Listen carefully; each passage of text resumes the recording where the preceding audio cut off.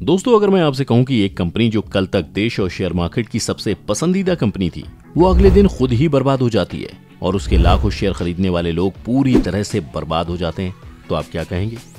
क्योंकि कोई भी कंपनी एक दिन में ऐसे बर्बाद नहीं होती, लेकिन ऐसा हुआ और हमारे ही देश में हुआ। कंपनी का नाम था सत्यम कंप्यूटर्स, जो उस जमाने में सबसे बड़ी IT कंपनी थी जब देश के आम लोगों को कंप्यूटर का C भी नहीं पता था। लेकिन आखिर ऐसा क्या हुआ और कैसे सत्यम कंप्यूटर ने भारत के इतिहास में सबसे बड़ा कॉर्पोरेट फ्रॉड करते हुए पूरे देश को हिलाकर रख दिया, जिससे लाखों लोगों के पैसे डूब गए? आइए जानते हैं इस वीडियो में। सबसे पहले चलते हैं सत्यम कंप्यूटर्स की शुरुआत पर। कहानी बिल्कुल वही है। किसान के घर पैदा हुआ रामलिंगल राजू पढ़ाई में अच्छा था, बड़ा होकर विदेश गया और वहां से MBA की डिग्री हासिल की। भारत लौटकर उसने अपना बिजनेस शुरू किया और फिर होटल बिजनेस में कदम रखा और साथ ही एक रियल एस्टेट कंपनी भी खोल दी, जिसका नाम था मेटास। अब मेटास को भूलिएगा मत।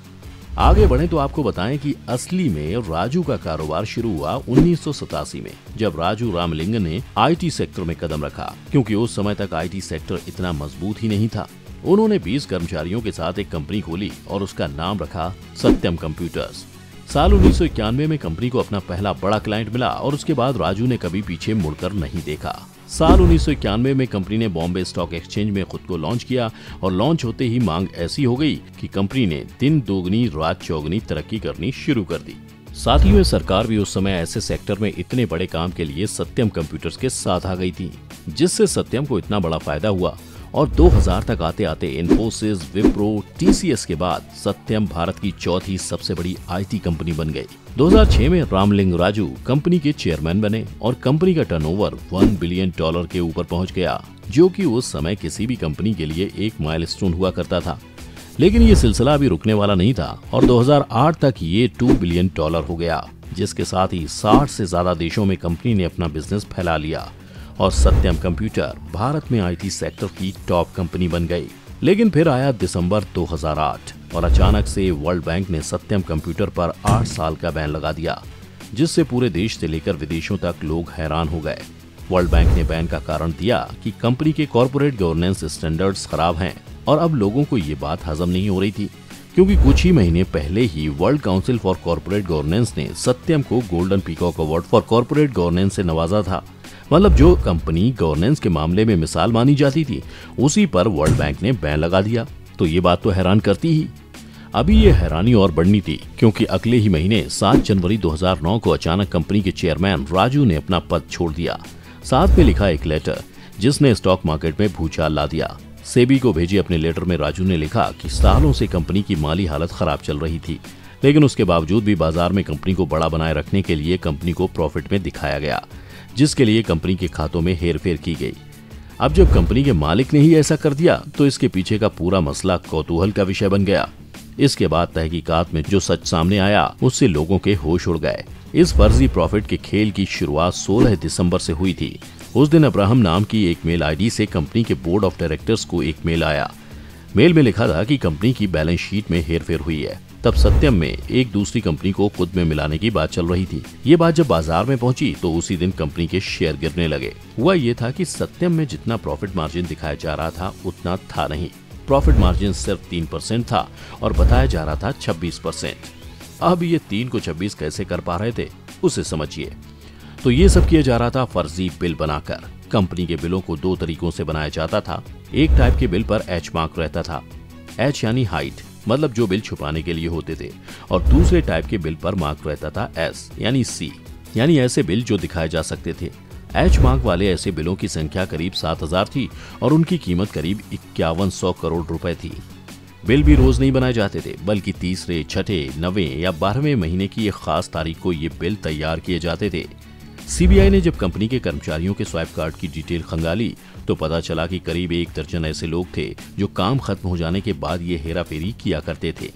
जब भी कंपनी के तिमाही, छमाही या ईयरली रिजल्ट आने वाले होते थे, तो उससे कुछ दिन पहले फर्जी यानी H मार्क वाले बिलों को बैलेंस शीट में जोड़ दिया जाता, ताकि कंपनी का प्रॉफिट ज्यादा दिखे। ये काम बहुत पहले से चल रहा था। अब ये क्यों किया जा रहा था? तो दरअसल ये पूरा खेल स्टॉक मार्केट का था, क्योंकि जैसे ही कंपनी का रेवेन्यू बढ़ता तो लोग और इन्वेस्ट करते, क्योंकि उन्हें कंपनी प्रॉफिटेबल लगती।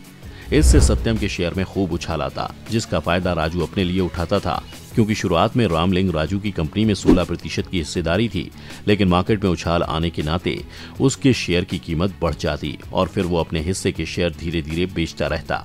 जनता समझ रही थी कि फायदे का सौदा है, लेकिन अंदर की बात तो सिर्फ राजू और उसके करीबियों को मालूम थी। राजू के परिवार के लोग कंपनी के प्रमोटर थे, वो भी अपने शेयर बेचकर खूब मुनाफा कमा रहे थे।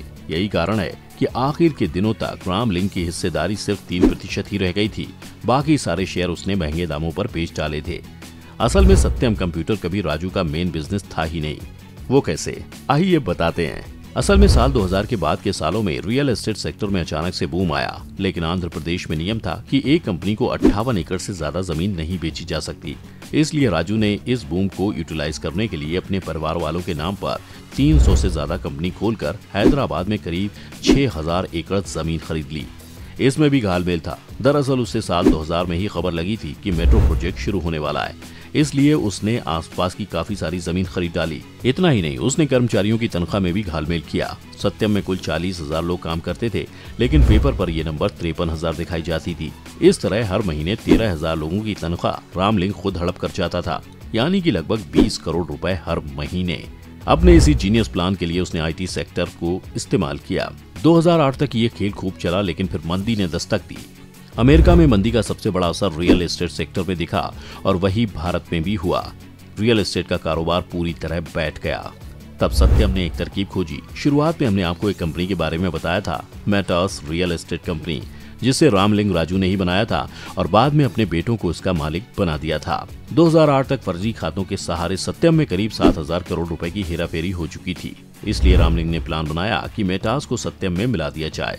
इससे होता ये कि घाटे में जा रही रियल एस्टेट कंपनी से वो छुटकारा पा लेता और मेटास की कीमत 7,000 करोड़ बताकर उस रकम को दोबारा बैलेंस शीट में डाल देता।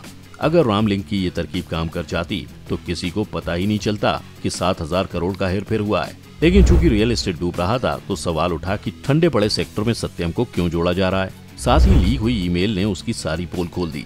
इसी फरवरी में सरकार ने जांच CBI को सौंप दी और सारी कहानी सामने आ गई। जिस दिन रामलिंग ने सेबी के नाम लेटर लिखा, शेयर मार्केट में भूचाल आ गया। 2008 में सत्यम का जो शेयर 544 रुपए पर लिस्टेड था, वो 10 जनवरी को 10 रुपए 50 पैसे प्रति शेयर तक पहुंच गया और इन्वेस्टर्स को लगभग 10,000 करोड़ रुपए का नुकसान हुआ। तो इस तरह राजू ने 7,000 करोड़ के घोटाले के साथ ही लोगों को 10,000 करोड़ का नुकसान करवा दिया, जिसे अब तक के सबसे बड़े कॉर्पोरेट फ्रॉड के तौर पर जाना जाता है। आपको ये कहानी कैसी लगी, हमें कमेंट करके बताइए। साथ ही इस वीडियो को लाइक और शेयर करना ना भूलें और चैनल को सब्सक्राइब कर लें।